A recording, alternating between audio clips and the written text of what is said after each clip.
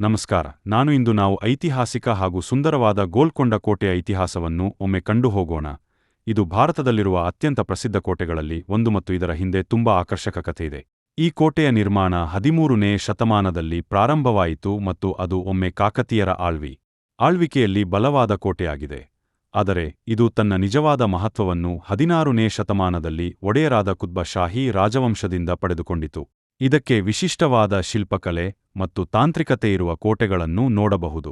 ಗಟ್ಟಿಯಾದ ಪ್ರಾಚೀರಗಳು, ದೀರ್ಘವಾದ ಗೋಡೆಗಳು ಹಾಗೂ ಕೋಟೆಯ ಒಳಗಿರುವ ಕಟ್ಟಡಗಳ ಕಲಾತ್ಮಕ ವಿನ್ಯಾಸವನ್ನು ನೋಡಿದಾಗ ಅದು ನಮಗೆ ಅವಶ್ಯಕವಾಗಿ ಕುತೂಹಲ ಕೆರಳಿಸುತ್ತದೆ.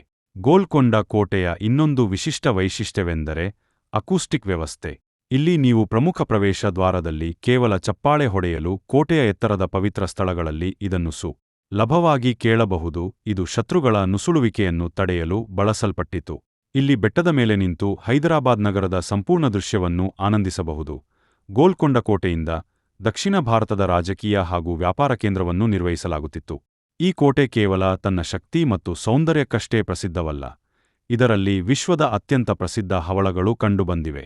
ಕಣ್ಣಿಗೆ ಇಂಪು ಕೊಡದ ಹವಳಗಳು, ವಿಶೇಷವಾಗಿ ಪ್ರಸಿದ್ಧ ಕೊಹಿನೂರ್ ಹವಳವು ಗೋಲ್ಕೊಂಡನ ಮಣ್ಣುಗಳಿಂದ ದೊರೆತಿದೆ.